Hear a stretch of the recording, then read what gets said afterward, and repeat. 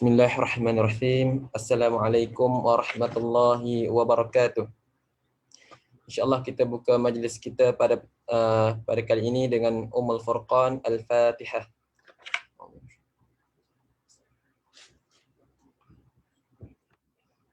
Bismillahirrahmanirrahim. Assalamualaikum warahmatullahi wabarakatuh.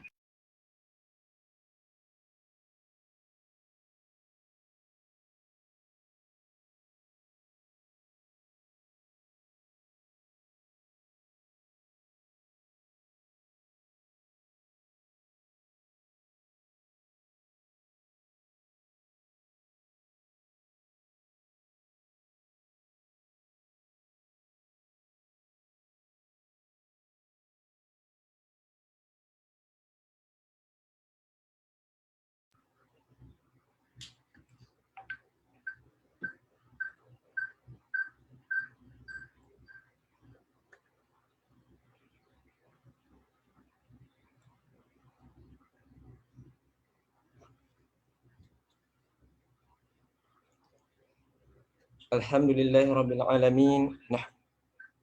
Nahmaduhu wa nasta'inuhu wa nastaghfiruh wa na'udzu billahi min shururi anfusina wa min sayyiati a'malina. Man yahdihillahu fala mudilla lahu wa man yudlil fala hadiya lahu. Wa ashhadu an la ilaha illallah wahdahu la syarika lahu wa ashhadu anna Muhammadan 'abduhu wa rasuluh. Subhanaka la 'ilma lana illa ma 'allamtana innaka antal alimul hakim wa la hawla wa la quwwata illa billahil aliyyil azim. Amma ba'd.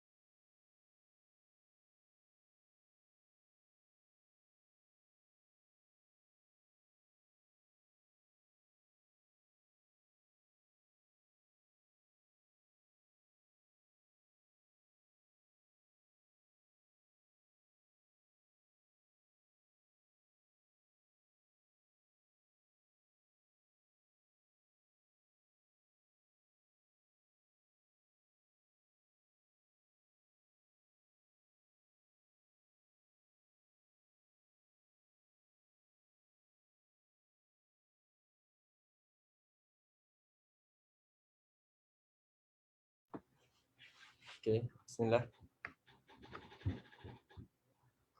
Maaf sebab berlaku masalah teknikal sikit tadi. Terlebih dahulu saya minta daripada para peserta dengar tak?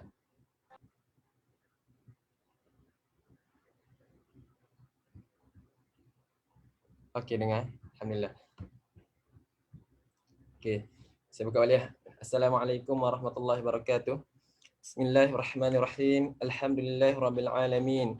Nahmaduhu wa nasta'inuhu wa nastaghfiruh wa na'udzu billahi min shururi anfusina wa min sayyiati a'malina. Man yahdihillahu fala mudilla lahu wa man yudlilillahu fala hadiya lahu. Wa ashhadu an la ilaha illallah wahdahu la syarika lahu wa ashhadu anna Muhammadan 'abduhu wa rasuluh. Subhanaka la 'ilma lana illa ma 'allamtana innaka antal alimul hakim. Wala hawla wala quwwata illa billahil aliyyil azim. Amma ba'd. Alhamdulillah, pertamanya dan selama-lamanya marilah kita sama-sama merafakkan rasa syukur kehadrat Allah Subhanahu wa taala atas nikmat-nikmat yang telah diberikannya kepada kita pada hari ini. Dan alhamdulillah juga pada petang yang barakah ini kita bagian berada di Jordan, dan kita kata malam yang mutmainnah di Malaysia, yang kita diberi ruang dan peluang oleh Allah Subhanahu wa taala dalam satu program untuk kita sama-sama menimba ilmu dan mendapatkan keberkatan dari Allah Subhanahu wa taala. Jadi bersama kita pada kali ini Al-Fadhil Ustaz Muhammad Hilmi bin Majurnid. Ahlan wa sahlan saya ucapkan kepada Ustaz atas kesudiannya untuk bersama-sama dengan kita pada petang ini. Untuk pengetahuan hadirin dan hadirat sekalian, program kita pada kali ini adalah anjuran daripada pihak Badan Koordinator Pembangunan Insan BKPI, dan juga anjuran daripada bersama mantikoh-mantikoh yang ataupun kita kata PZ di setiap mantikoh di Jordan. Dan insya-Allah daurah kita ini kita akan langsungkan selama 6 sesi pada setiap hari Selasa dan Jumaat. Kalau kita ikutkan maknanya 2 minggu lah, seminggu 2 kali insya-Allah. Dan ini merupakan sesi yang pertama. Jadi sebelum kita memulakan majlis, izinkan saya untuk membaca serba ringkas rata belakang Ustaz Al-Fadhil Ustaz Hilmi bin Marjuni. Jadi Ustaz merupakan alumni Universiti Yarmouk dari tahun 2010 hingga 2014. Ustaz merupakan takhasus ataupun jurusan dalam bidang usuluddin. Dan sekarang Ustaz berkhidmat sebagai editor dan penterjemahan buku. Dan jika kita lihat, Ustaz merupakan seorang figura yang tidak asing lagi lah dalam masyarakat kita di Malaysia. Yang mana kalau kita lihat penlibatan ataupun kita kata program yang Ustaz adakan, antaranya kita dapat lihat diskusi kitab, yang pertamanya diskusi kitab Tuhfatul Murid fi Nazri wa Taqlid. Juga dalam penterjemahan Al-Iqtisad fil I'tiqad karya Imam Al-Ghazali, yang mana bagi saya kitab yang cukup tinggilah dalam perbahasan ilmu kalam dan juga ilmu mantiq. Dan juga kita tengok terjemahan kitab Iljamul Awam an Ilmil Kalam. Lagi kita Al-Qistas, yani Al-Qistas Al-Mustaqim, juga merupakan karya Imam Al-Ghazali rahimahullahu taala alaih. Dan banyak lagi lah yang saya tidak dapat sebarkan katakan di pertemuan kita kali ini. Jadi insya-Allah tanpa membuang masa lagi, saya menjemput dan mempersilakan Al-Fadhil Ustaz falyatafaddal mashkura.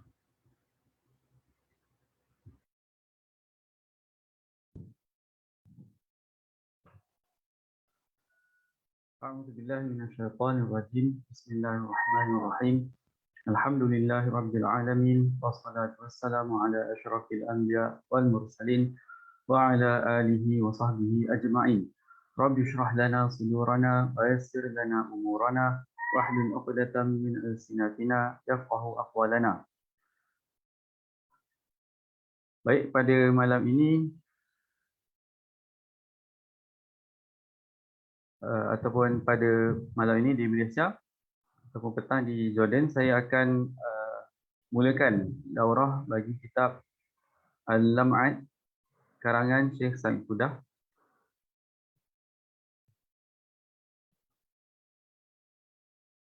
Al-Lam'at fil Aqaid wa huwa tahdhib ma' ziyadat wa tawdih di kitab Lum'a'ul Adillah fi Aqaidil Millah. Baik. Okey, pertama sekali ada beberapa salah faham atau mungkin boleh berlaku salah faham. Dalam poster yang diberikan tu tulisnya kitab Masailul Ikhtilaf. Kitab yang sebenarnya saya nak baca kitab ni, dan kitab ni ada dalam kitab Masail Ikhtilaf tu. Ada dalam muka surat 97. Sebab kitab Masail Ikhtilaf tu dia sebenarnya terdiri daripada beberapa kitab, dia kompilasi beberapa kitab. Jadi ini antara kitabnya. Ini antara kitab yang ada dalam kitab Masail Ikhtilaf tu. Dan kitab ini merupakan ringkasan daripada matan Lum'a'ul Adillah karangan Imam Al-Haramain Al-Juwaini. Okey, pertama sekali ringkasan ini dibuat oleh Syekh Sa'ad Qudah yang berada di Jordan. Kemudian dalam kitab yang kompilasi kitab Masail Ikhtilaf ni ada beberapa kitab lain yang ada sebahagian yang disyarahkan oleh beliau, iaitu kitab Masail Ikhtilaf karangan Ibn Kamal Bashar.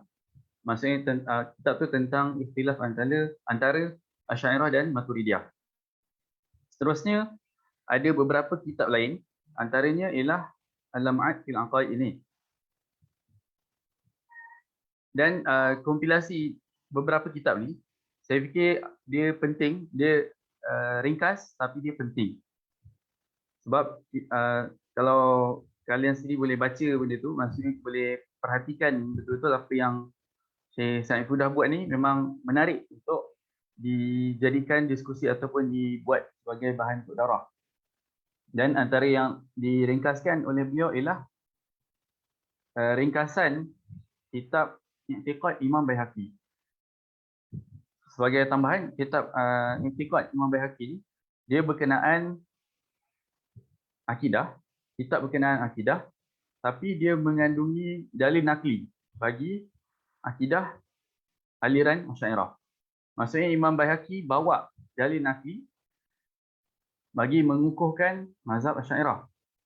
Kemudian apa yang Syekh Sa'id buat ialah Syekh Sa'id kumpulkan ta'liqat ataupun komentar Imam Baihaqi dalam kitab tu dan sekalikan. Maksudnya dia sekadar ambil ta'liqat Imam Baihaqi dan buang bahagian yang hadis. So itu yang antara yang Syekh Sa'id Qudah buat. Okey, seterusnya berkenaan kitab Al-Lam'at ini, dia merupakan ringkasan bagi Lum'atul Adillah. Lum'atul Adillah pula merupakan satu matan akidah yang pendek dikarang oleh Imamul Haramain Al-Juwaini. Imamul Haramain Al-Juwaini ada mengarang beberapa kitab akidah. Selain Lum'atul Adillah, beliau mengarang contoh Al-Irsyad dan saya tak ingat lagi satu tapi ada. Al-Irsyad, okey, antaranya ialah Al-Irsyad dan Nizamiyah, okey, baru ingat. Akidah Nizamiyah. Itu pun antara kitab Imamul Haramain yang masyhur berkenaan akidah. Tapi yang paling pendek dan ringkas ialah Lum'atul Adillah. Okey. Jadi pertama sekali kenapa saya pilih matan ini, kenapa saya pilih Al-Lam'at untuk dibacakan ataupun untuk didaurahkan? Sebab dari segi konten dia, dari segi kandungan dia ringkas dan boleh difahami. Maksudnya, okey, saya katakan tadi matan ini adalah ringkasan daripada Lum'atul Adillah. Bila kita bandingkan antara Lum'atul Adillah dengan Lam'at, kita nampak beza dia. Bezanya kat sini, Syekh Sa'id Qudah dia dah memudahkan bahasa ataupun uslub takbir Lum'atul Adillah. Itu satu segi. Satu segi lain, Syekh Sa'id Qudah tidak menyebutkan apa yang Imam Juwaini sebutkan. Contohnya seperti, sebab dalam Lum'atul Adillah ada beberapa bahagian yang menjadi kritikan ataupun bukan menjadi kritikan. Ada beberapa aliran yang dikritik oleh Imam Juwaini. Jadi Syekh Sa'id Qudah hanya menyatakan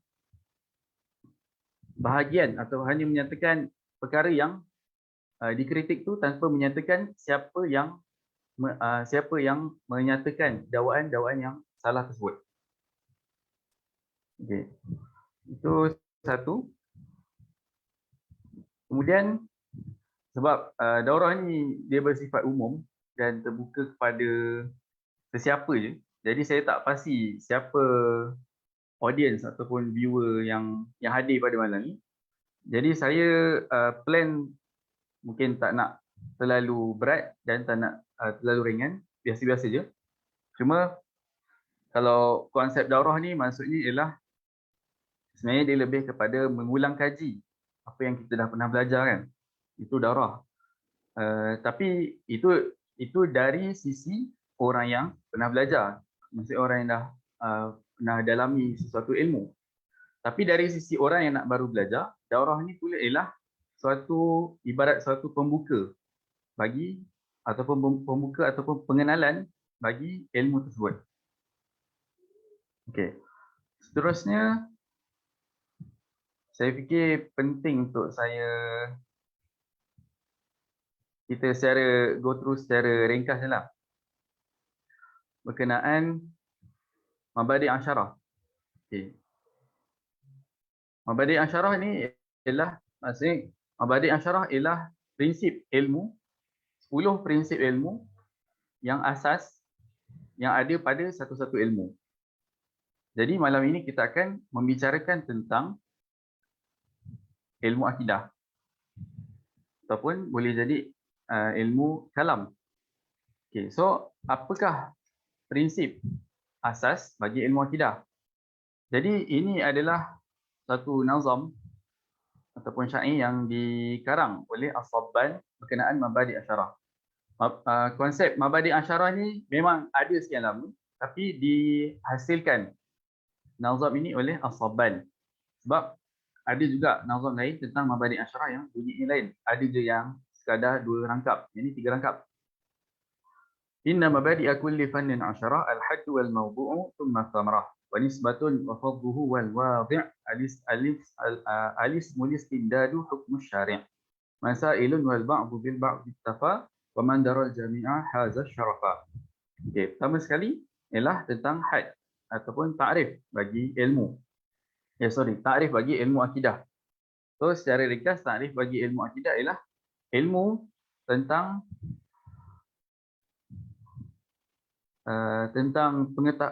maksudnya pengetahuan tentang Allah dan Rasulnya yang diambil daripada ataupun yang terbina daripada dalil yang diterima ataupun dalil yang diyakini. So itu secara ringkas. Kemudian maudhu' ilmu ini ialah maksudnya cakupan ilmu ini ialah dia berkenaan Allah dan Nabi Muhammad SAW. Bila berkenaan Allah, bermaksud berkenaan zat, sifat dan af'al. Zat Allah, sifat Allah dan perbuatan Allah Ta'ala. Kemudian apabila melibatkan Nabi Muhammad pun sama, melibatkan sifat baginda sallallahu alaihi wasallam, dan sama ada sifat tu sama ada bicara tentang sifat tu melibatkan perkara yang harus ataupun wajib ataupun mustahil bagi Allah dan Rasul. Kemudian thumma samarah. Samarah kat sini ialah faedah daripada mempelajari ilmu ni, iaitu berjaya di akhirat nanti. Kemudian nisbah.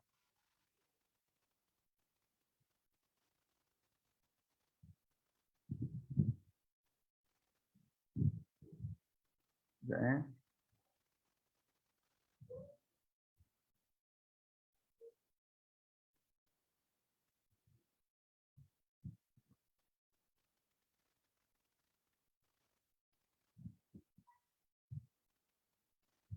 Okey, nisbah.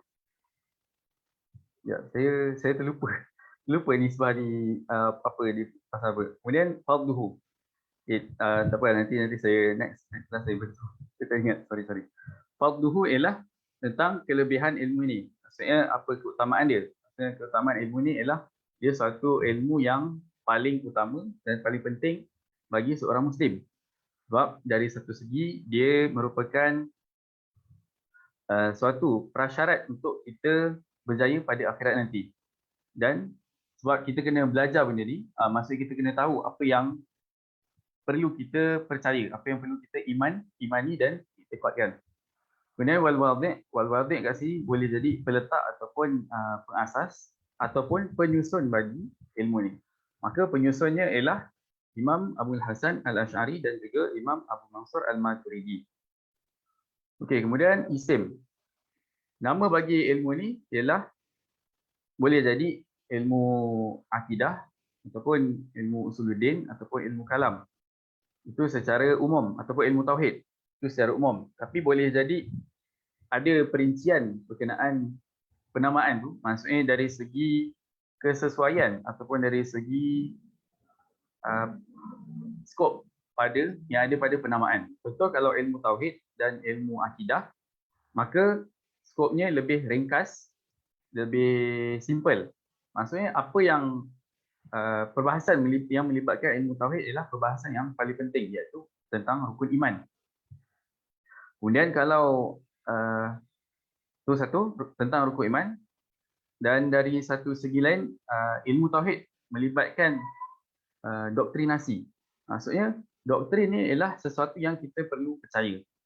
Cukup untuk kita menyatakan tentang rukun iman. So kalau seseorang tu dah percaya dengan rukun iman, dia dikira sebagai seorang Muslim. So kat sini ialah dia sekadar percaya. Maksudnya dia sekadar percaya tapi dia tak tahu kenapa dia kena percaya. Apa sebab kepercayaan tu terhasil. Itu cerita lain. Maksudnya itu perincian seterusnya. Iaitu contoh ilmu usuluddin. Iaitu ilmu yang menyatakan, lepas menyatakan dakwaan ataupun doktrinasi iman tersebut, dinyatakan pula hujah ataupun dalil kenapa kena percaya benda-benda tu. Kemudian berkenaan ilmu kalam, dia lebih tinggi.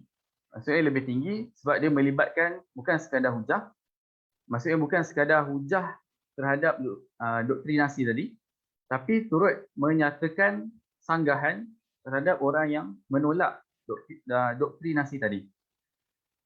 So dia lagi detail dan lebih kompleks.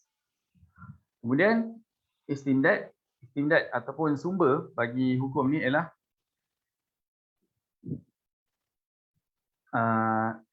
istimdad ataupun sumber bagi hukum ni ialah Al-Quran, As-Sunnah dan akal. Maksudnya secara tak langsung hujah akliyah dan hujah naqliyah.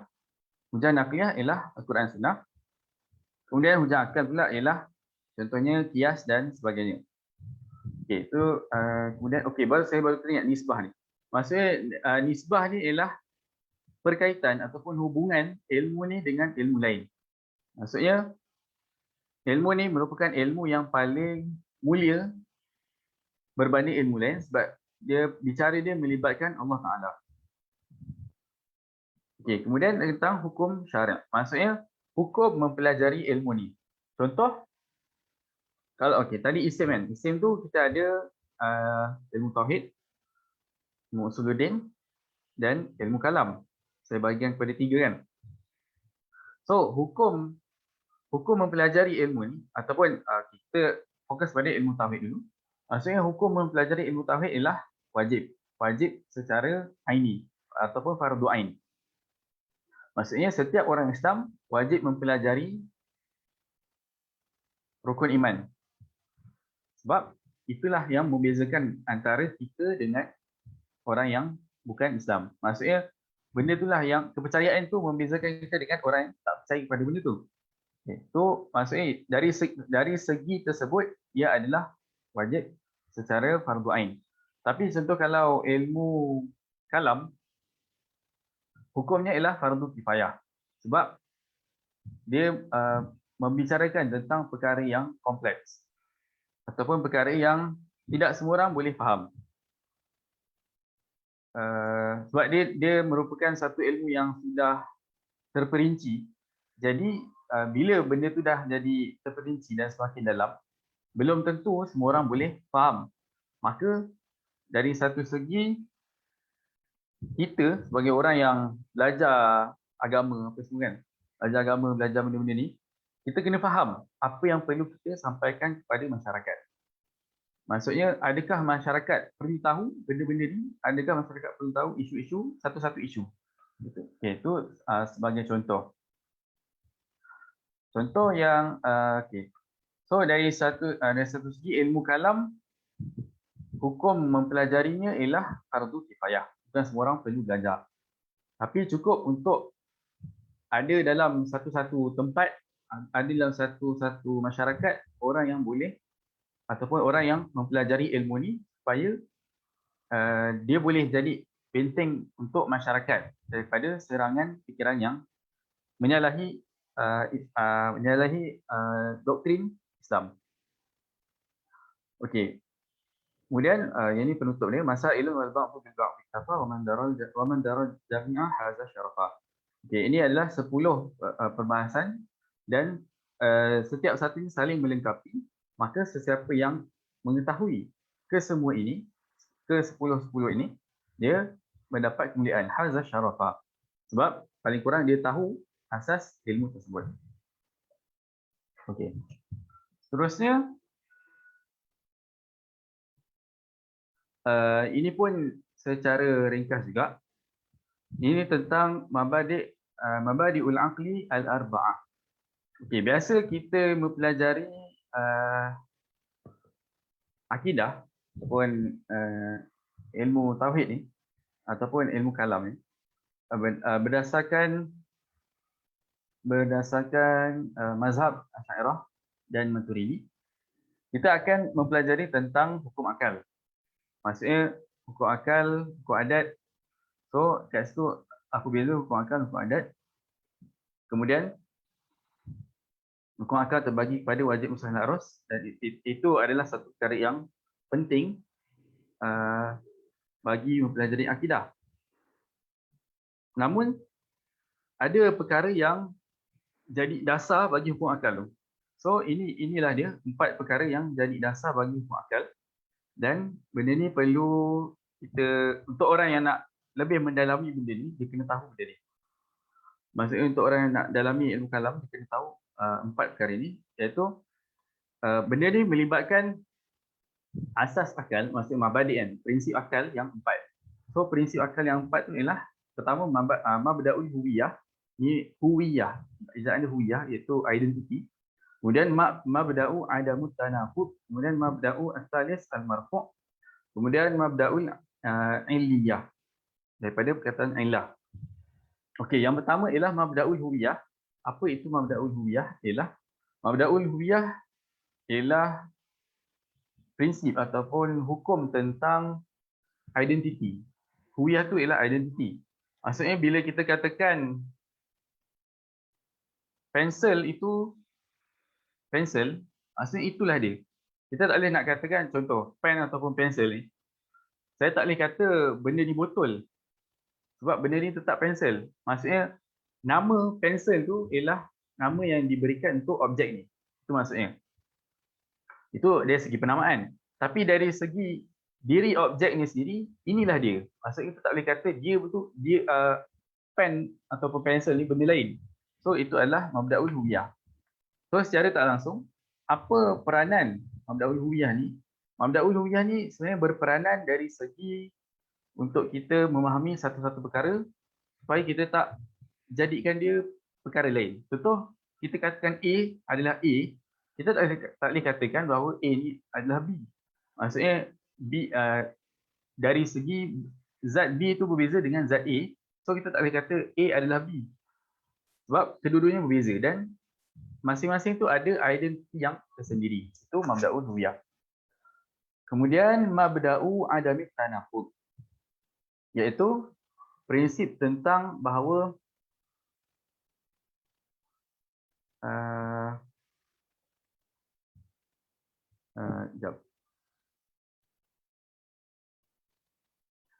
maksudnya dia tak boleh jadi, okay, katakan okey. Satu-satu perkara, kalau kita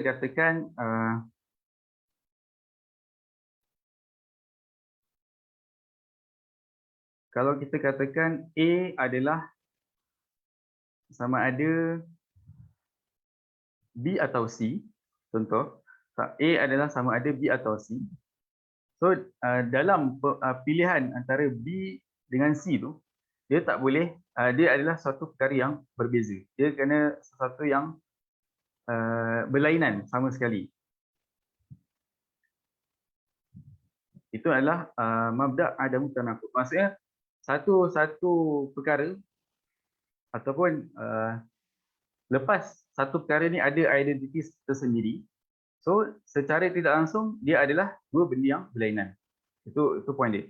Sebab poin saya ialah keempat-empat perkara ni dia saling berkaitan. Contoh yang ketiga ni pun sama juga.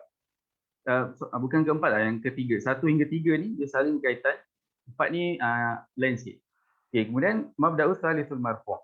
Maksudnya, contoh kalau kita katakan macam saya katakan tadi, A adalah sama ada B atau C, maka kita tak boleh nak membawakan satu lagi kebarangkalian lain. Sebab kenyataan ataupun ayat A adalah B atau C, dia hanya terhad kepada dua pilihan je. Dia tak boleh ada pilihan ketiga. So, sebab apa benda ni dia ada dua pilihan je? So, prinsip asas, sebab ni adalah prinsip asas. So, bila dia prinsip asas, dia kena sampaikan ataupun dia kena bawa satu-satu perkara kepada kebarangkalian yang paling rendah. So, kalau dia ada kebarangkalian yang paling rendah adalah dua. Sama ada yang sama ada B atau C. Sama ada A tu adalah B atau C. So, itulah yang mabda' as-salithul marfu', maksudnya tidak boleh untuk ada pilihan yang ketiga. Sebab pilihan pilihan yang pertama dan kedua tu adalah perkara yang saling bersanggah. So, bila dia saling bersanggah, kita tak boleh nak andaikan ada yang ketiga. Contoh kita katakan Ali sama ada hidup atau mati. Kita tak boleh nak katakan bahawa Ali hidup dan mati. Itu salah. So, dia kena Ali hidup ataupun Ali mati. Dua tu je pilihan. Kemudian mabda'ul iliyah. Mabda'ul iliyah melibatkan tentang ilah ataupun sebab. Sebab kat sini, ilah kat sini dia merujuk kepada sesuatu yang lebih umum, iaitu kepada sebab dan bukan ilah yang dinyatakan oleh falasifah. Sebabnya, maksudnya setiap perkara yang ada ataupun setiap perkara yang baharu mesti ada punca dia, mesti ada sebab dia. Maksudnya bila ada makhluk, mesti ada pencipta makhluk tu. Tapi yang untuk sebagai tambahan, yang keempat ni dia ada perselisihan jugalah dari segi perincian dia. Sebab ada pihak menyatakan bahawa poin keempat ni bukanlah satu yang penting. Maksudnya dia bukan satu prinsip yang penting. Kemudian dari segi pentafsiran dia, adakah ilah ini merujuk pada ilah yang dinyatakan oleh falasifah ataupun ilah secara umum, iaitu sebab secara umum kan maksudnya. Okey, itu satu. So ini berkenaan mabadi' al-aqlul arba'ah. Benda-benda ni kita boleh dapati dalam kitab, maksudnya dia bukanlah dinyatakan secara soreh ataupun secara jelas dalam kitab mantik, tapi kita boleh rumuskan dia. Kita boleh simplify apa yang ada dalam perbahasan mantik itu kepada benda ni. Itu satu. Kemudian contoh mabda'ul huwiyah. Benda ni ada dinyatakan dalam matan Aqaid Nasafiyah. Iaitu berkenaan tentang hakikat suatu perkara. Iaitu pertama haqaiqul asya' thabitah, itu satu. Kemudian berkenaan asyai' huwa huwa. Maksudnya satu perkara ni adalah perkara itu sendiri. So benda ni pun ada terkandung dalam matan akidah kita.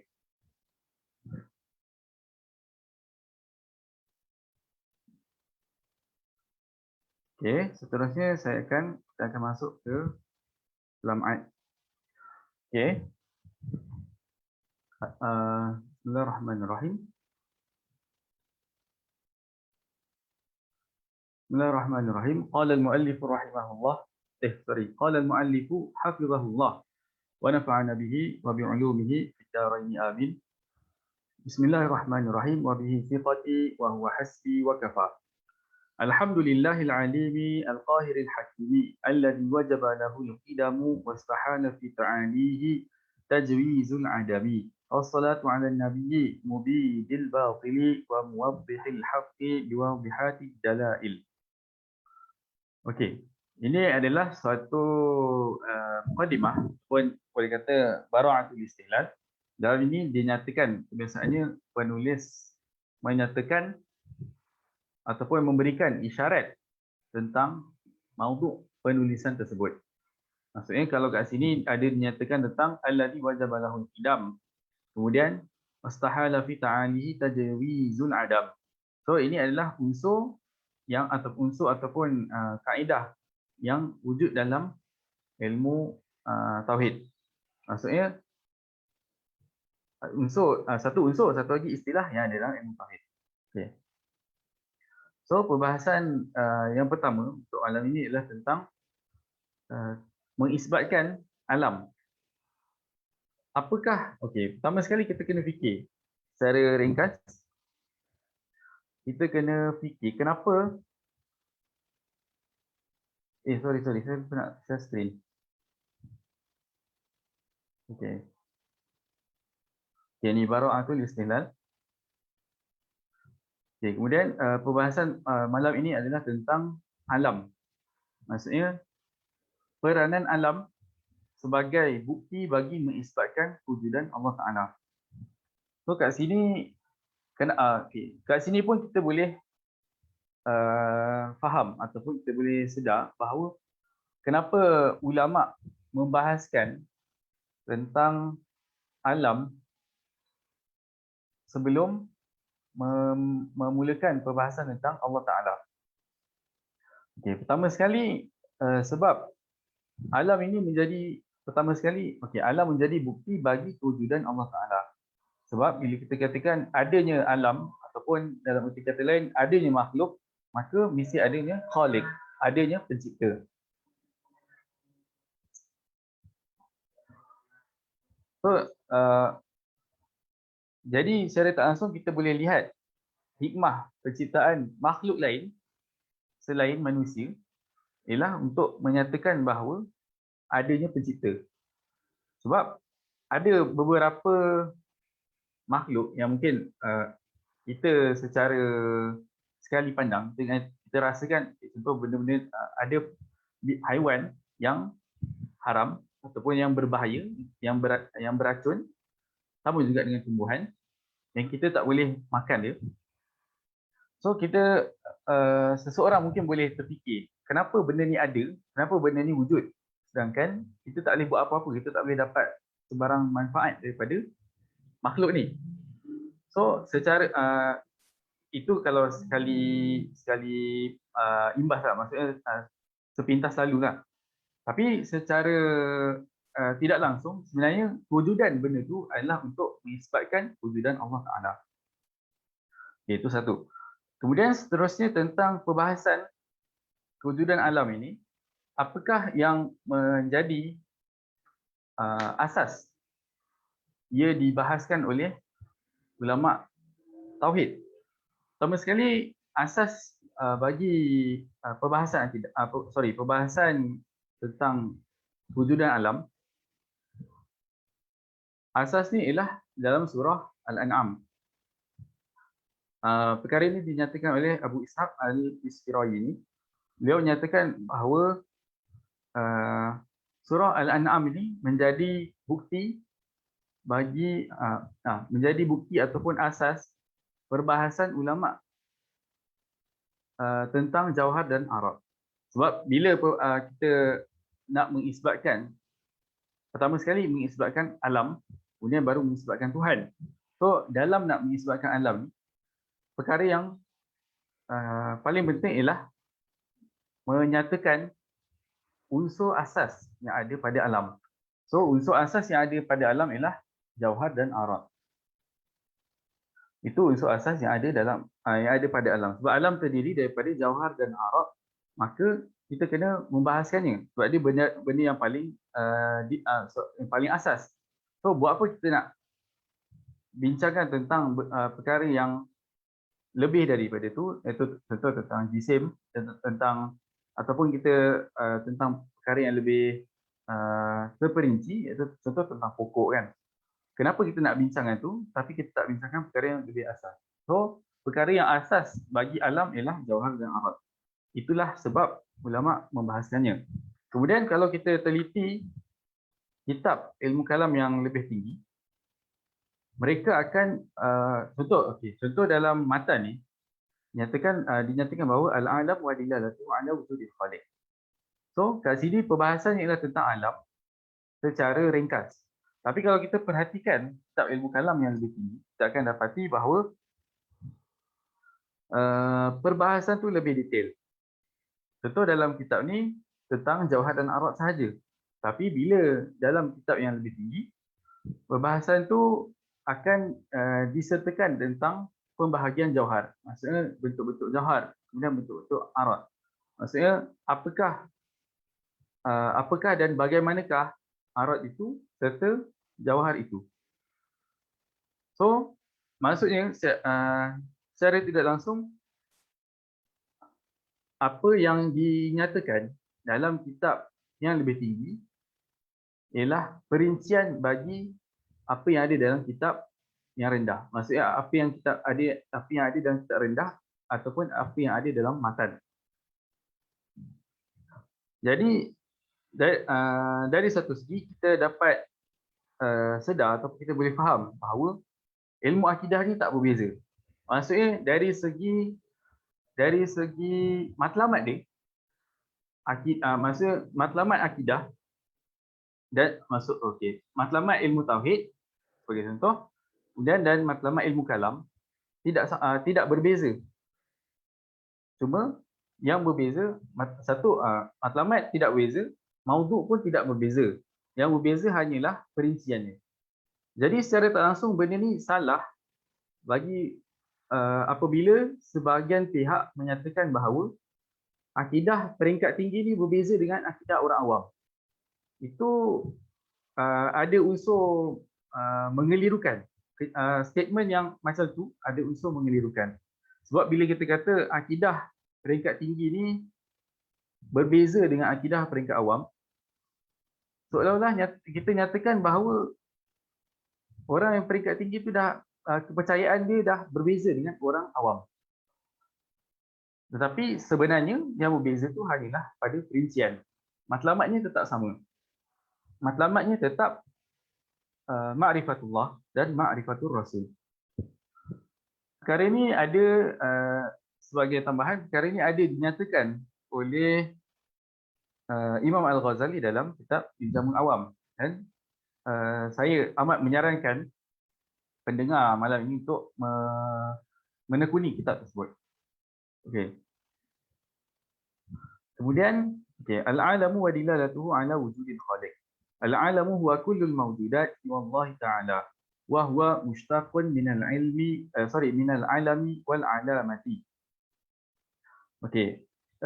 Alam ialah semua perkara yang wujud melainkan Allah Ta'ala.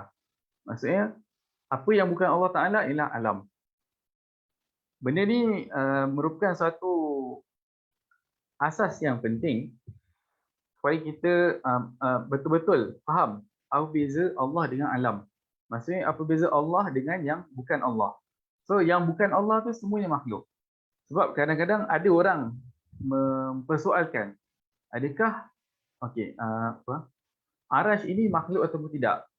So kat situ, kalau dikata arash tu bukan makhluk, itu adalah itu maksudnya dia tak faham lah apa yang selain Allah ni.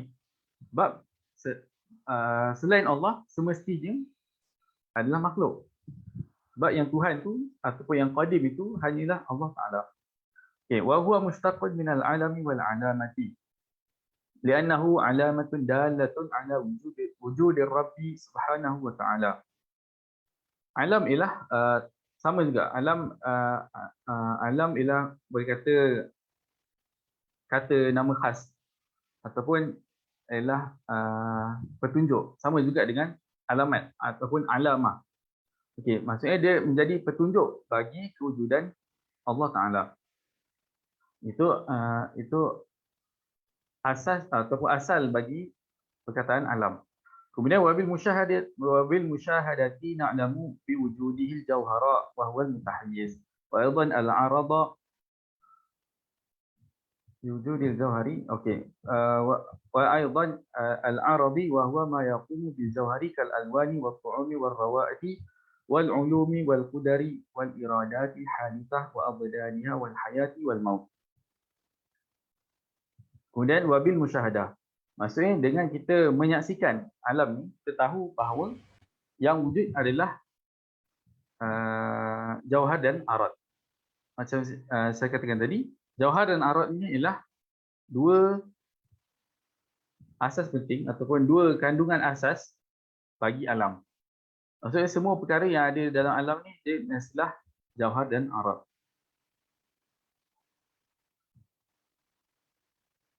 Itu satu. Kemudian sebagai tambahan, so adakah kita boleh katakan bahawa malaikat dan jin itu jauhar? Itu satu persoalan. Kemudian kalau kita tengok dalam kitab Ta'rifat sebagai contoh, ada beberapa pembahagian jauhar, iaitu jauhar yang kasif dan juga latif. Maksudnya ada jauhar yang dia betul-betul boleh kata kasif tu tebal lah, tebal dan halus. Maksudnya latif tu halus, kasif tu tebal. So kita boleh katakan bahawa kita ini ialah jauhar kasif. So benda-benda lain yang kita tak nampak tu dia dikira sebagai jauhar latif. Contoh malaikat, jin dan sebagainya. Wallahu a'lam. Kemudian wa aidan al-arabi wa huwa ma yaqumu bil jauhar. Okey, tadi tu jauhar ialah wa huwa al-mutahayyiz. Mutahayyiz ialah perkara yang mengambil ruang. Itu secara mudah faham. Maksudnya perkara yang menempati ruang. Dia maksudnya kewujudan dia memerlukan satu ruang. Berbeza dengan arad, iaitu wa huwa ma yaqumu bil jauhari kal alwan dan seterusnya, iaitu ma yaqumu bil jauhar. So secara tak langsung arad mestilah ada pada jauhar. Dia tidak boleh ada dengan sendirinya. Contoh warna merah. Kita tak boleh nak bayangkan adanya warna merah tanpa merah tu dinisbahkan kepada satu-satu objek. Contoh merah pada baju ataupun merah pada pen, bagi contoh. So secara tak langsung itu adalah arad. Kal alwani wa qu'uni wa rawaih. Seperti warna, rasa, kemudian bau, ilmu ataupun pengetahuan, wal ulum wal qudar. Qudar jamak bagi qudrah. Kemudian wal iradat al hadithah. Okey. So kat sini sifat hadithah ni dia berbalik kepada iradat dan qudrah dengan qudar. Berbalik kepada iradat dan qudar. Sebab apa yang nak dimaksudkan dengan hadithah adalah apabila dimaksudkan sebagai qudrah dan iradah bagi makhluk. Wa adda biha wal hayat, maksudnya dengan dan perkara yang berlawanan dengannya. Itu yang sebaliknya lah. Bukan berlawanan, yang perkara yang lain daripada iradat tu. Kemudian wal hayat wal maut. Hidup dan mati juga adalah arad. Okey, wabil aqli alimna anna al mawjuda imma qadimun wa huwa alladhi la awwala li wujudihi aw hadithun wa huwa alladhi li wujudihi awwal. Seterusnya tentang maujud. Maujud ni merujuk kepada perkara yang wujud. Bila dinyatakan maujud, dia boleh merujuk kepada Allah Ta'ala ataupun makhluk. Itu tentang konsep maujud. Kemudian dalam kes ni ada juga perbezaan tentang lafaz maujud dan juga lafaz wujud. So yang lebih tepat untuk dinyatakan ataupun untuk memaknakan perkara yang wujud ialah perkataan maujud. Okey, kemudian maujud ataupun perkara yang wujud terbahagi pada dua, iaitu perkara yang qadim dan perkara yang baharu. Imma qadimun wa huwa alladhi la awwala li wujudihi. Qadim tu ialah kalau dalam bahasa Melayu dia boleh diterjemahkan kepada sedia ada. Maksudnya dia dah memang ada. Iaitu perkara yang tidak ada permulaan bagi kewujudannya. Wujud suatu perkara tu tidak ada permulaan dan itu hanyalah dinisbahkan kepada Allah Ta'ala dan sifatnya. Kemudian aw hadith wa huwa alladhi li wujudihi awal, ataupun baharu, iaitu perkara yang kewujudannya ada permulaan. So bila kita katakan perkara tu dia maksudnya dulu dia ada, sekarang dia dulu dia tak ada, sekarang dia ada. So itu adalah unsur hadis. Itu adalah unsur baharu. Sebab apa-apa yang ada perubahan, maka itu adalah baharu. Itu adalah petanda baharunya perkara tersebut. Wa bin nazari sahihi natawassalu ila qawaid muhimmah. Okey, dengan nazar yang benar, nazar tu ialah berfikir ataupun itulah. Nazar ialah berfikir, maksudnya dengan cara berfikir yang betul, kita boleh merumuskan beberapa qawaid. Kita boleh menghasilkan beberapa kaedah. Okey, pertama al-a'rad thabitah. Kat sini dia ada sebut 4. Okey. Dari sini dia ada sebut 4, tapi kalau kita tengok dalam kitab-kitab yang lebih besar, ada dinyatakan banyak lagi tentang hukum bagi a'rad.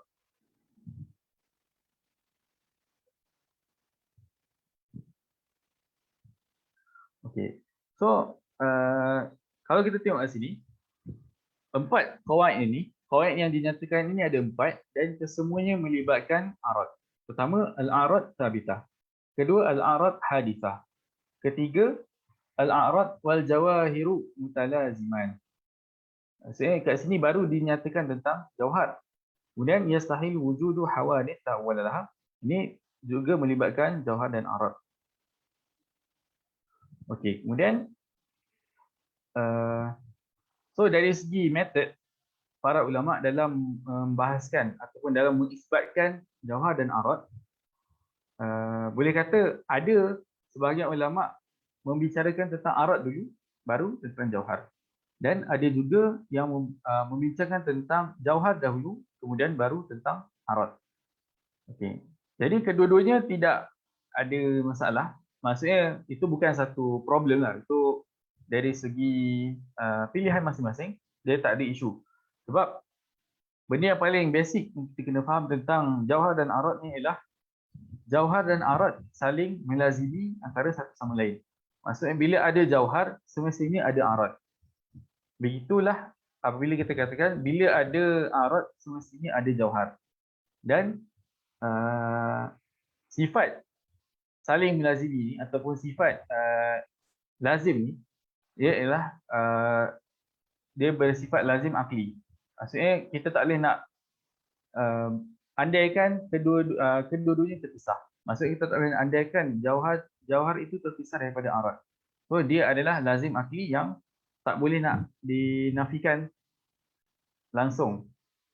Maksudnya dia tidak boleh bercerai. Okey. Kemudian yang pertama, okey, kaedah yang pertama ialah al-a'rad thabitah. A'rad thabitah ini benda ni berkait tentang mabda' yang saya nyatakan tadi tu, tentang mabda' huyah. Maksudnya bila kita nyatakan bahawa a'rad ini wujud, a'rad ataupun a'rad ini wujud, thabitah ni maksudnya dia adalah sesuatu yang sabit, sesuatu yang absah, sesuatu yang nyata. So secara langsung itu ada unsur kita meletakkan identiti bagi a'rad. So itu adalah inilah yang ini berkait tentang mabda' al-huyah yang saya nyatakan tadi. Al-a'rad thabitah wa daliluha anna al-'aqila idza ra'a jawharan sakinan thumma ra'ahu mutaharrika. Okey, jika seseorang melihat jauhar, dia sakin. Sakin tu maksudnya dia pegun. Kemudian nampak objek tu ataupun jauhar tu bergerak. Contoh bola kan. Bola tu dia bergerak, dia pegun. Kemudian kalau ada angin tiup ataupun ada orang sepak, maka dia akan bergerak. Thumma ra'ahu mutaharrikan. Wa qad adraka at-tafriqata ad-daruriyata baina hataini al-halatain.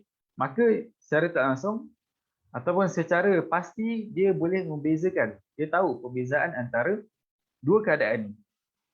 Iaitu bola tu bergerak dan bola tu pegun. Wa tilka tafriqatu la taqlu imma an tarji'a ila ma'nan za'idin 'ala al-jawhar aw ila dhati al-jawhar. Okey. So perbezaan ni nak tak nak mesti dia berbalik pada suatu sifat yang ada pada jauhar tu. Maksudnya sifat tu bukan, maksudnya sebab benda yang bergerak dan benda yang pegun tadi ialah bola tu sendiri. Maksudnya diri ataupun zat bola tu tidak berubah, tapi dia berlainan ketika dia bergerak dengan berlainan ketika dia pegun. So secara tak langsung adanya sifat tambahan ataupun makna zaid. Makna ni merujuk pada sifat. Adanya unsur yang berlainan daripada jauhar ataupun berlainan daripada bola tu. So itulah yang dinamakan sebagai arad. Okey, kemudian lagi satu sebagai tambahan, arad yang paling basic ialah al-akwanul arba'ah. Akwan arba'ah, akwan jamak bagi kaun, al-akwan al-arba'ah ini term dalam ilmu kalam. Dia merujuk kepada arad yang paling basic. Pertama ialah harakah dan sukun. Itu gerak dan pegun. Itu satu pertama harakah, kedua sukun. Kemudian yang ketiga al-jama'. Betul lah. Ataupun al-jama' ataupun al-ijtima' wal iftiraq. Maksudnya satu perkara berhimpun ataupun dia berpisah, bercerai. Contoh bercerai itu sama ada berhimpun atau bercerai ni sama ada, contoh kita nyatakan ada dua pen. Okey, ni adalah himpun. Kemudian ni adalah cerai. Itu ni ijtima', ni iftiraq. So tu beza dia. Itulah yang dimaksudkan dengan akwan arba'ah. Okey, kemudian wa minal mustahili an yuqala bis-tsani. Lianna al-jawhara fil halataini muttahidun. Okey, kita tak boleh nak contoh tadi tu bola tu pegun pada awalnya kemudian dia bergerak. Kita tak boleh nak katakan ini okey. Perenggan ni adalah perincian lanjut daripada yang sebelum ni kan. Kita tak boleh nak katakan dua tu perkara yang berbeza sebab benda yang bergerak dan pegun tu tetap benda yang sama iaitu bola. Lianna al-jawhara fil halataini muttahidun. Sebab jauhar tu benda yang sama dalam dua keadaan. Keadaan dia berbeza tapi objek dia benda yang sama. Wa syai'un la yukhalifu nafsahu fala yaqa'u iftiraqu illa baina dhatain. Okey. Satu perkara dia tidak akan menyalahi ataupun dia tak akan berbeza dengan diri dia sendiri. Sebab macam saya katakan tadi mabda'ul huwiyah tu, huwa. Maksudnya bola tu itulah dia. Fala yaqa'u iftiraq illa baina dhatain. So maksudnya perbezaan antara dua jauhar ialah betul lah. Maksudnya bila suatu perkara berlainan dengan, kita nyatakan satu perkara berlainan dengan perkara lain, secara tak langsung itu maksudnya ada dua perkara. So bola A tak sama dengan bola B. So ada dua bola lah maksudnya kan. Okay, wa yalzamu min hadha anna tafriqata raji'atun ila ma'nan zaidin 'ala al-jawhar. Okay, semestinya kita boleh katakan perbezaan antara bola yang pegun dengan bola yang gerak ialah dia merujuk kepada makna zaid. Ada satu sifat tambahan lah boleh kata, ataupun ada satu unsur tambahan bagi jauhar itu, bagi bola itu. Wa dzalika huwa 'aradun mimma da'inahu. Inilah arad yang kami dakwakan. Wa fi hadha dalilun 'ala thubuti jinsil a'rad wa bi nafsi at-tariqi yumkinu itsbatu baqi al-a'rad. Okey. Inilah bukti bagi keabsahan atau keabsahan dan kewujudan arad itu.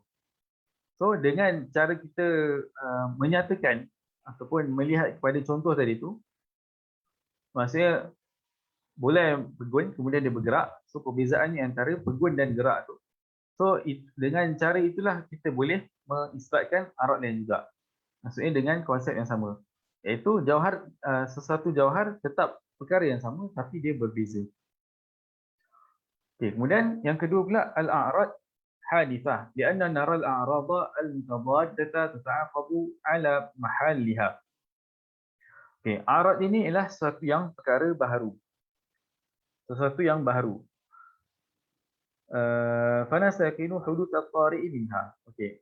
Bila dinyatakan baharu, dia bermaksud ataupun dia mempunyai unsur perubahan. Dia mempunyai unsur taghyir.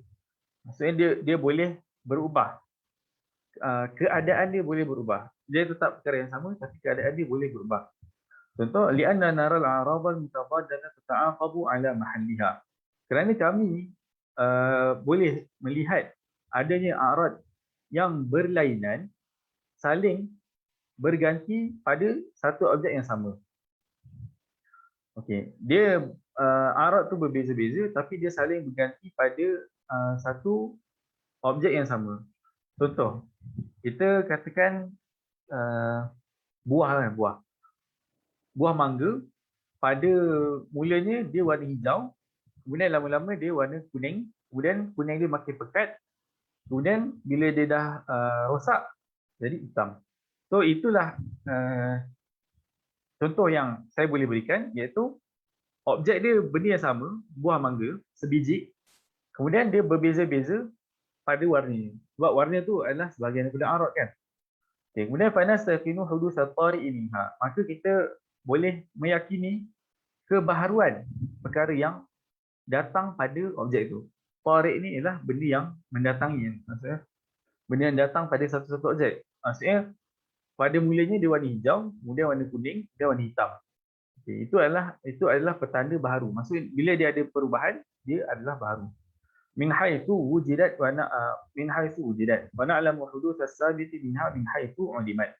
Okey, kita tahu benda yang baharu ni kita tahu benda yang datang ni baharu apabila dia ada, dan kita tahu benda yang sebelum dia tu baharu juga apabila dia tak ada. Maksudnya kita tahu bahawa warna hijau itu a'rad sebab dia pernah ada, kemudian sekarang dia tak ada. Dan kita tahu warna kuning itu a'rad sebab sebelum ni dia tak ada, sekarang dia ada. Iaitu warna kuning pada mangga menggantikan warna hijau pada mangga sebelum itu. Idh law kanat qadimatan lastahala adamuha. Sebab kalau dia qadim, kalau sifat contoh maksudnya kalau a'rad itu kita andaikan dia qadim, so dia tak boleh untuk tiada sebab dia kena tetap, dia kena kekal ada. Li'anna al-qidama yunafil adam. Sebab benda yang sebab sifat qidam tu menafikan adam, menafikan ketiadaan. Wa inna ma thabata lahu qidam istahala alaihi adam. Apa-apa yang sabit bahawa dia bersifat qidam, mustahil untuk dia tiada. Contohnya Allah Taala. Maksudnya bila sabit bagi Allah Taala sifat qidam ataupun bahawa Allah Taala itu qadim, maka mustahil untuk dia tak ada. Sebab dia akan kekal sebegitu. Kemudian yang ketiga pula, al-a'rad wal jawahir mutalaziman. Al-a'rad wal jawahir mutalaziman. Jadi yang saya katakan tadi, maksudnya a'rad dengan jawhar dia mestilah saling melazimi. Dia saling melazimi dalam arti kata tidak boleh diandaikan kedua-duanya terpisah. Tidak boleh diandaikan ada jauhar yang tidak ada a'rad. Maksudnya tidak ada, maksudnya langsung tak ada a'rad. Itu maksudnya. Okey, kemudian fayastahilu ta'arri al-jawahir 'anil a'rad bidalili anna al-jawahira shaghilatun lil ahyaz. Wa bil ittirari na'lamu annaha la takhlu 'an kauniha mustami'atan aw muftariqatan. Okey, mustahil bagi jauhar untuk tak ada a'rad dengan dalil ataupun dengan bila dinyatakan dalil ni ialah dia merujuk kepada bukti ataupun dia merujuk kepada ialah bukti yang tidak semestinya dalil itu semestinya daripada Al-Quran dan Sunnah, tapi dia boleh jadi dalil akli. Contoh dalam kes tentang konotasi ataupun makna perkataan dalil, perkara ini sudah di-hijack oleh sebahagian pihak yang menyatakan bahawa dalil mestilah maksudnya perkataan dalil tu dia merujuk kepada Quran Sunnah, merujuk kepada sumber daripada Al-Quran Sunnah. So itu adalah satu kesalahan yang jelas sebab dalil bukan maksud konotasi dalil yang sebenar ataupun yang dibahaskan oleh para ulama sejak zaman berzaman bukanlah terhad kepada Quran Sunnah, tapi boleh dalil itu ialah dalil akli ataupun dalil akal. Okey, bidalili anna al-jawahira syaghilatun lil ahyaz. Jauhar, sekejap. Okey, jauhar dia sentiasa menempati haiz.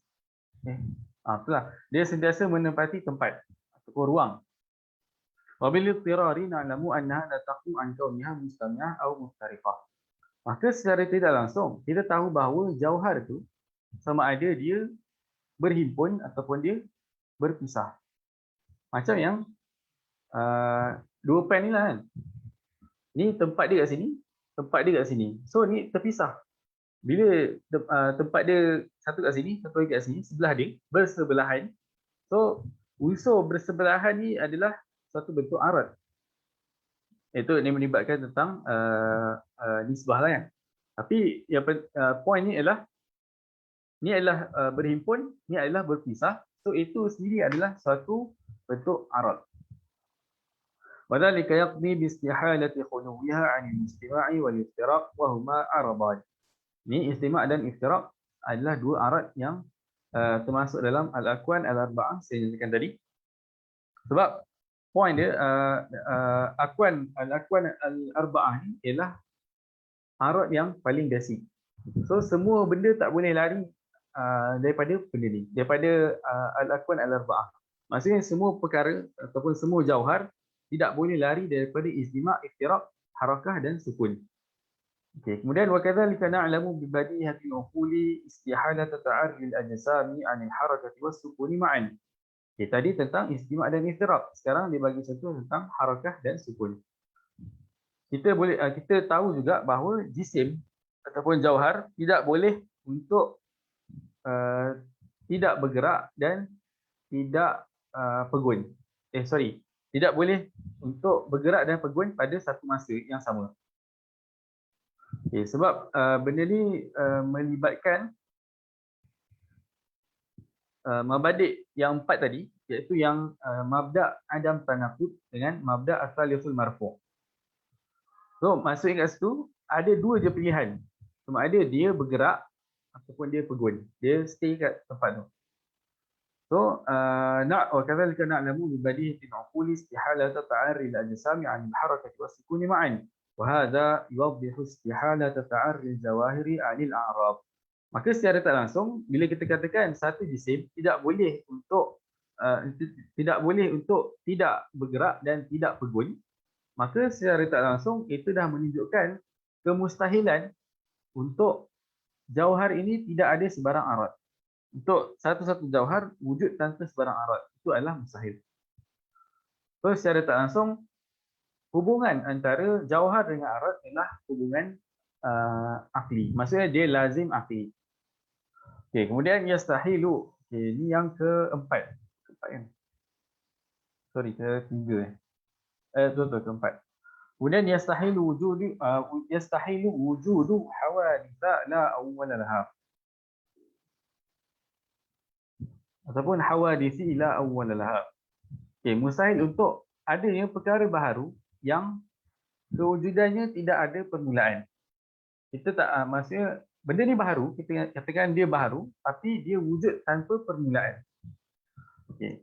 Poin bagi kaedah keempat ni, dia melibatkan ataupun dia sebenarnya matlamat dia adalah untuk menafikan dakwaan falasifah. Iaitu falasifah ataupun jamak bagi ahli falsafah kan, filsuf, jamak bagi filsuf. Poin ni nak kata falasifah mendakwa bahawa alam ini qadim. Alam ini secara nauk dia qadim tapi diciptakan oleh Allah Taala.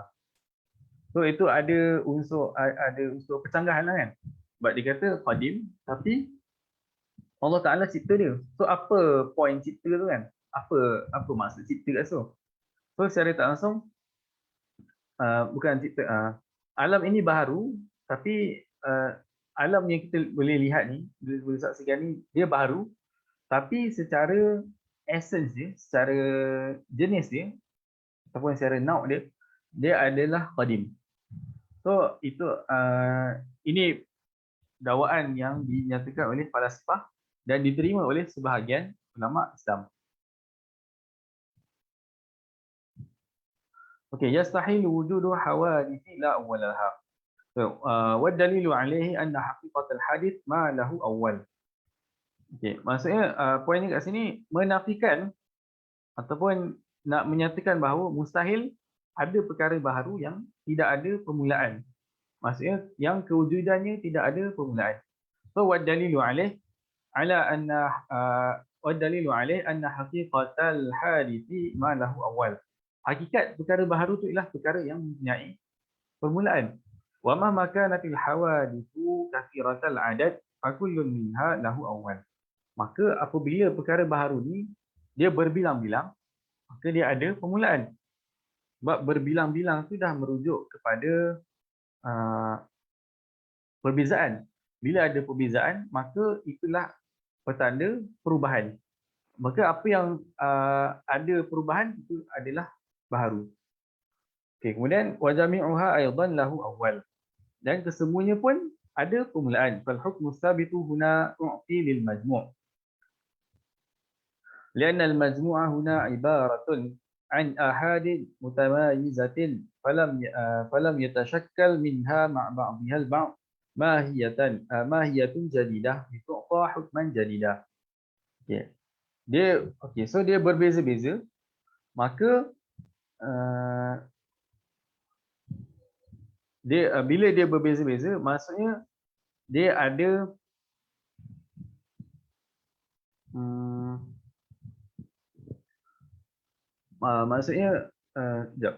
maksudnya dia punya mahiyah dia ataupun dia punya essence dia semua berbeza-beza.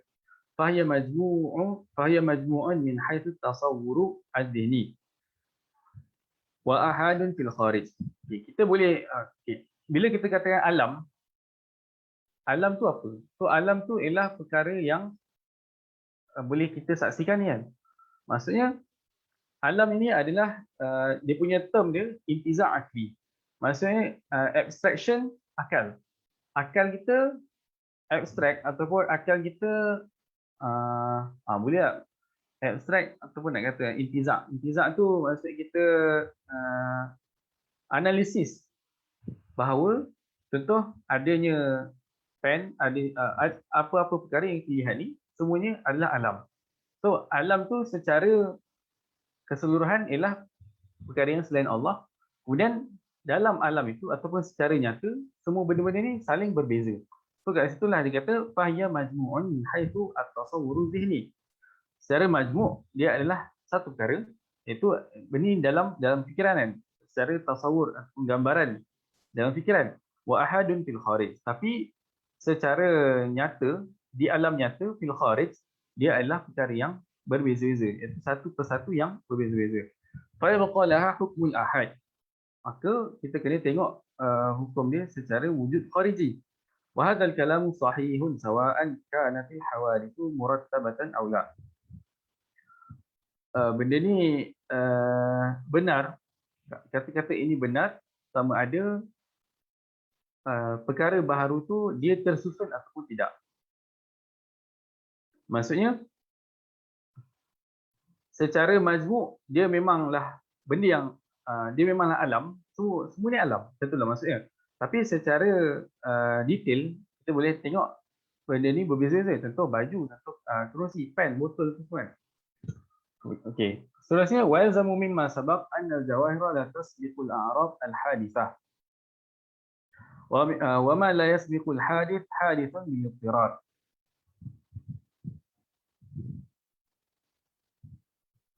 Okey, okey. Kemudian daripada empat okey. Saya fikir ini mungkin kaedah yang kelima tapi tak boleh. Tapi poin ini dia sebenarnya gabungan daripada beberapa poin yang sudah lalu kan. Wa yalzamu mimma sabaq anna al-jawahira la tasbiqu al-a'rad al-hadithah wa ma la yasbiqu al-hadith hadithun bil-idtirar. Maksudnya poin di kat sini ialah jauhar dia tidak maksudnya kewujudan jauhar tu dia tidak mendahului arad.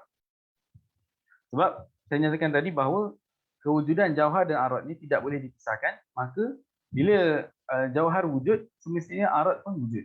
So kita tak boleh nak nyatakan bahawa jauhar mendahului kewujudan arad. Kemudian wa bina'an 'ala ma sabaq min al-qawaid naqulu al-'alamu 'ibaratun 'an ajsamin la takhlu 'an a'rad.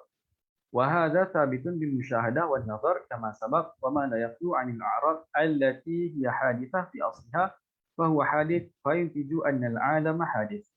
Okey, alam ini terdiri daripada jisim dan juga a'rad. Maksudnya terdiri daripada jisim yang tidak boleh terpisah daripada a'rad. Dan benda ini sabit dengan kita punya penyaksian kita dan kita punya analisis fikiran kita. Maka secara tak langsung perkara yang tidak terpisah daripada a'rad, maka perkara itu pun baharu. Sebab bila katakan a'rad tu baharu, so secara tak langsung jauhar tu baharu. Fa yutiju annal 'alama hadith. Okey, macam saya katakan tadi, kalau di dalam matan ini pengisbatan terhadap kewujudan alam tu dimulakan dengan a'rad. Sebab metod ada metod yang mendahulukan kewujudan a'rad ataupun mendahulukan kewujudan alam. Kewujudan jauhar. So kalau dalam konteks matan ni dia mendahulukan kewujudan alam untuk kewujudan a'rad untuk menisbatkan kewujudan jauhar dan seterusnya menisbatkan kewujudan alam. Wa bima anna al-'alam hadith fa inna wujudahu mumkinun kama anna 'adamahu mumkin. Li'annahu qabla wujudihi kana 'adaman fa wujuduhu laysa wajiban. Falamma tasafa bil wujud ma'a tasawi al-amrayn binisbati ilayhi 'alimna bid darurah wujuba wujudin mukhassisin rajjaha wujudahu 'ala 'adamihi. Okey. Sekarang ni tentang perbahasan pengisbatan alam. Kat sini ini merupakan satu keistimewaan ataupun keunikan di sisi ulama mutakallimin daripada Asy'ariyah dan Maturidi, sebab mereka menggunakan dalilul hudus. Dalilul hudus ni ialah dalil, okey, sebab dalam nak mengisbatkan kewujudan Allah Ta'ala ada beberapa bukti, ada beberapa pembuktian. Pembuktian tu adalah yang paling utama, yang paling ataupun masyhur di sisi mutakallimin, mereka menggunakan dalilul hudus.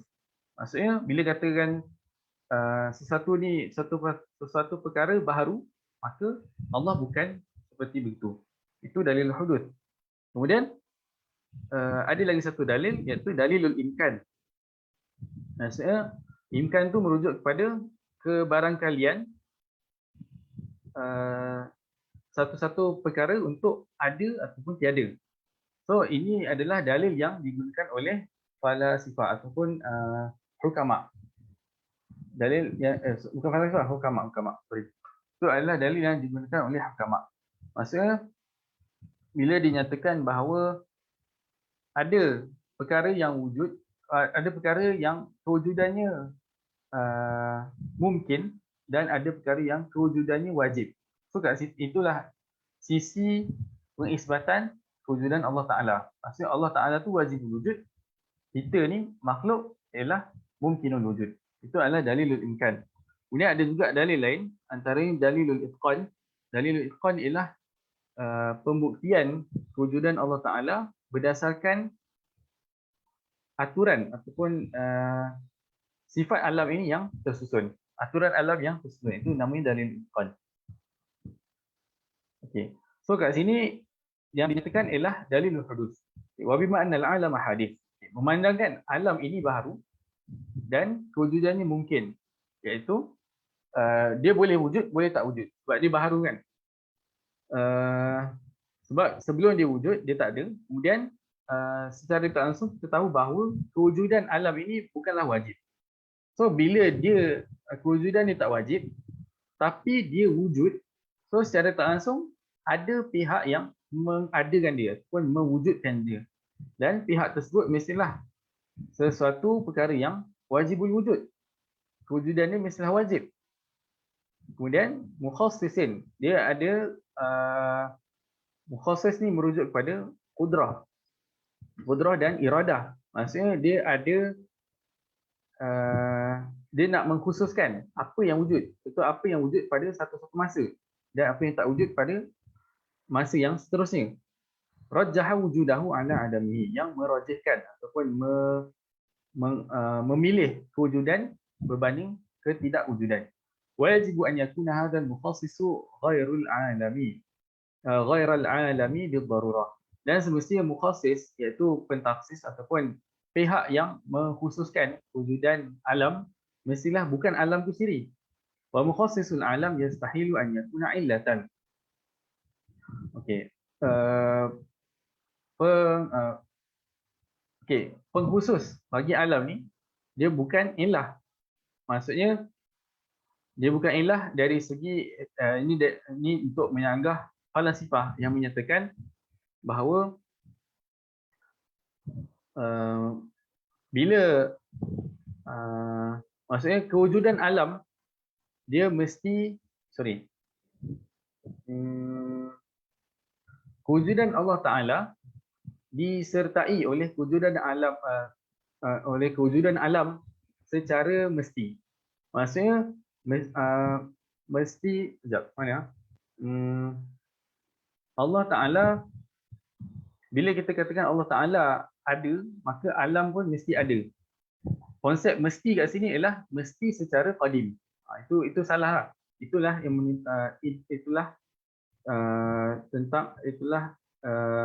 konsep ilah dan ma'lul yang dinyatakan oleh falasifah.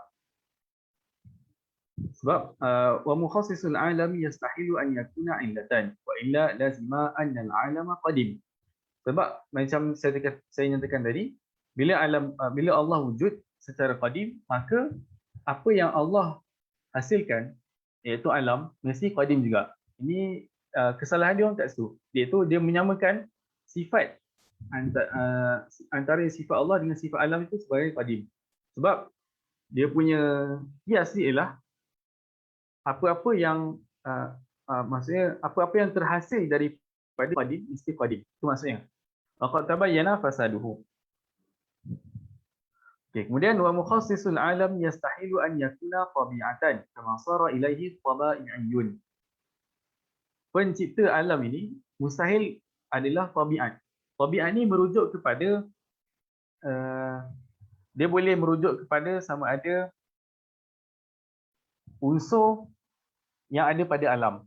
Maksudnya bila kita katakan alam, dia ada unsur tertentu. Contoh kalau kita tengok kartun Avatar kan, dia ada unsur api, angin, air, udara. Itu contohnya lah. So ada pihak yang menyatakan bahawa alam tercipta daripada gabungan empat unsur ni.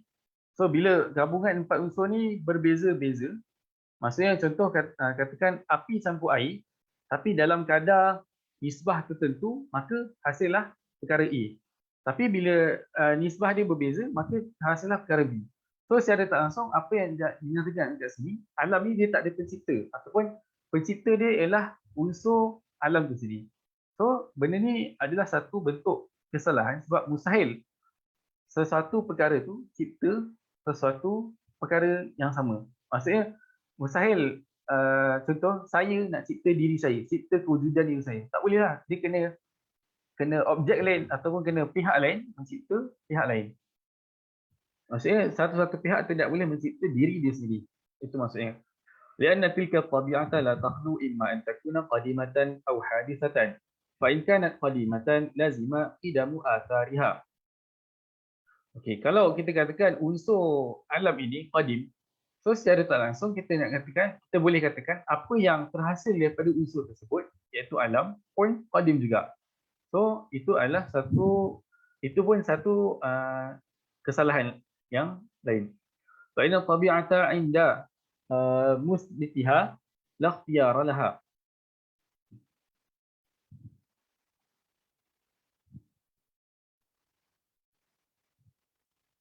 Fa inna tabi'ata 'inda musbitiha la ikhtiyara laha wa hiya tujibu atharaha 'inda irtifa'i mawani'.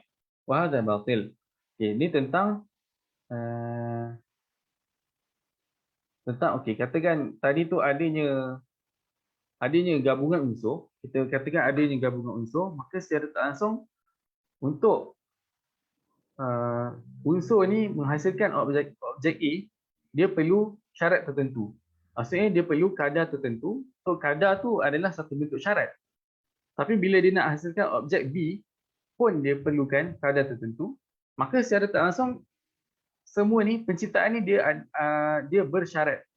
So bila dinyatakan dia bersyarat tapi dia qadim, maka secara tak langsung itu ada satu bentuk percanggahan ataupun yalah, ada satu bentuk percanggahan sebab tak boleh bagi nak menghasilkan sesuatu yang qadim, dia kena ada bersyarat. Ataupun bila suatu perkara yang qadim tu terhasil atas bersyarat, maka itu adalah satu bentuk kesalahan. Fa inna tabi'ata 'inda musbitiha la ikhtiyara laha, fa hiya tujibu atharaha 'inda irtifa'il mawani'. Sebab dia menghasilkan kesan apabila irtifa'il mawani'. Apabila tidak ada penghalang. Tidak ada penghalang ni kita boleh kaitkan juga dengan konsep syarat kan. Maksudnya bila syarat tu tercapai ataupun syaratnya ialah irtifa'ul mawani', maka secara tak langsung athar tu adalah qadim juga. Wa hadha batil. Kaifa wa qad sahha huduthul a'lam.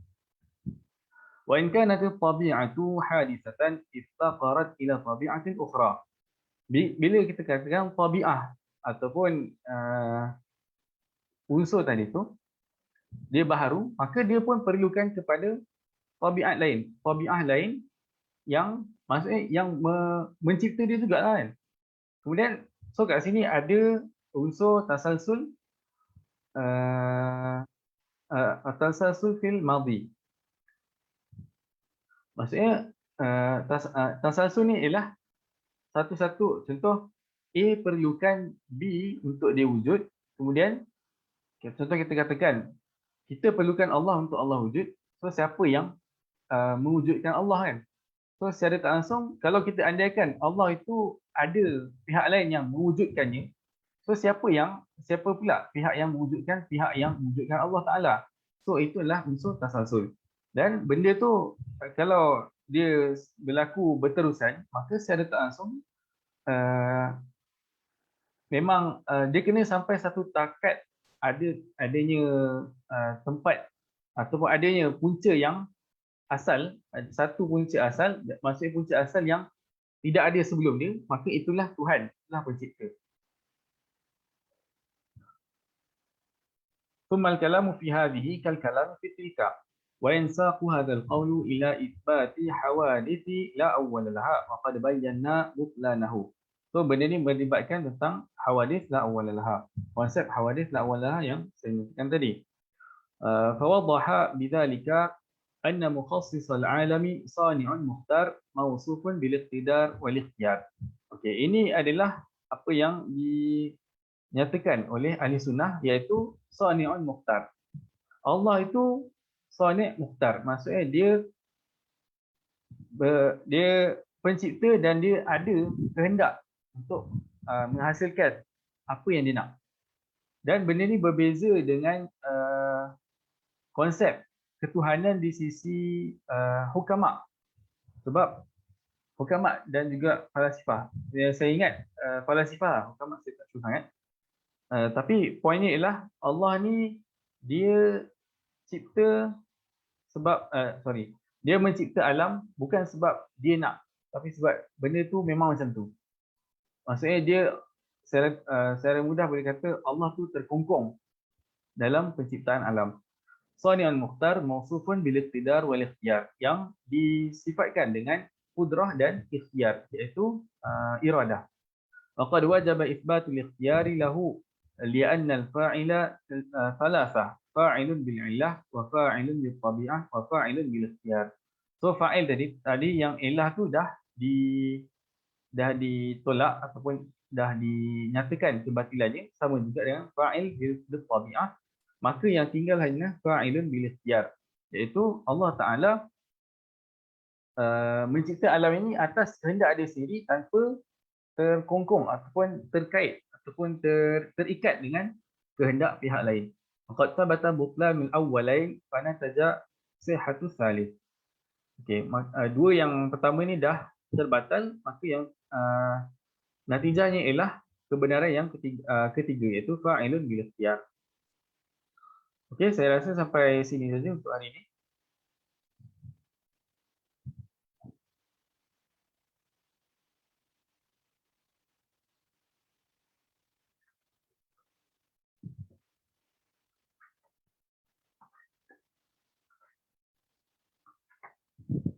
Kalau ada soalan,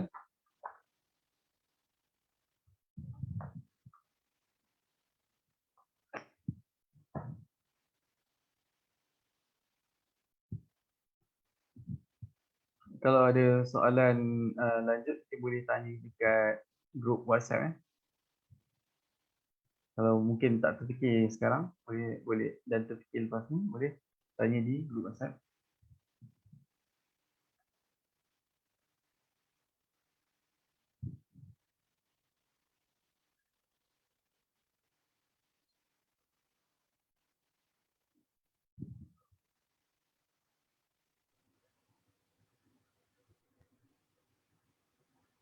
Okey, kalau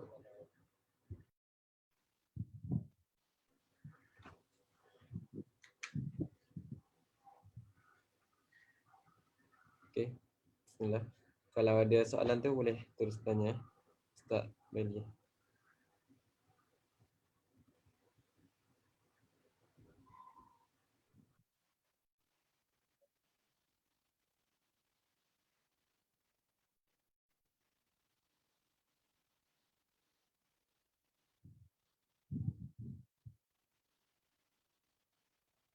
Ustaz, Assalamualaikum. Alright. Okey, ada soalan Ustaz di chat. Okay. Okey, anda bacakan Ustaz. Okay, Ustaz, bagaimana kita boleh isbatkan perkara yang qadim itu tidak berubah? Contoh pada ibarat kita al-qidamu yunafil adam. Pertama, kita kena tahu bahawa qidam ni dia bercanggahan dengan qadim atau qidam atau qadim, dia bercanggahan dengan hadis, iaitu baharu. Bila kita nyatakan dia maksudnya bercanggahan tu adalah bercanggahan yang 100%. Maksudnya benda tu sesuatu perkara ada dua pilihan, sama ada dia adalah qadim ataupun dia hadis. So kalau kita katakan dia qadim, perkara ni qadim, dia bukan hadis. Kalau kita katakan perkara ini hadis, dia bukan qadim. Okey. So macam mana nak isbatkan perkara yang qadim itu tidak berubah adalah dengan kita mengisbatkan bahawa perkara yang hadis itu berubah. Itulah maksudnya. Sebab pilihan tu ada dua. So bila kita fokus pada satu pilihan dan kita nyatakan apa yang apa sifat yang ada pada pilihan, ada maksudnya pilihan hadis tu, sifat yang ada pada pilihan hadis, maka secara tak langsung apa yang percanggahan bagi sifat tersebut ialah sifat bagi qadim. Maksudnya bila kita katakan hadis, perkara yang hadis itu berubah, maka perkara yang qadim tidak berubah. Itulah cara untuk mengisbatkannya.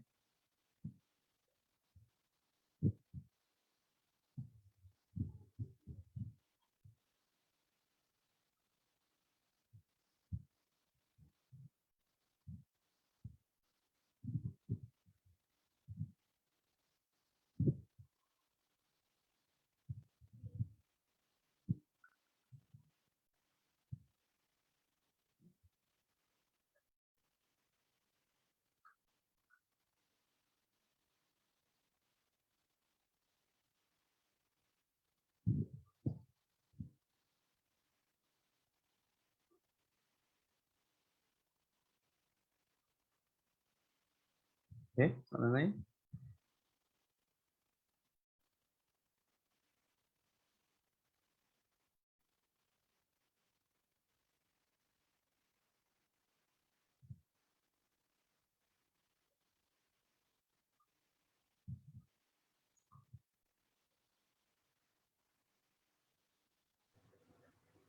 Nampak macam dah tak ada Ustaz.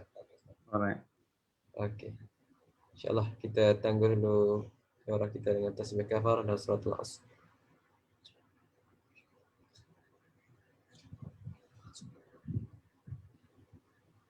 InsyaAllah kita sambung balik pada hari Jumaat ni kan Ustaz? Okey. Waktu yang sama, insyaAllah. Assalamualaikum warahmatullahi wabarakatuh.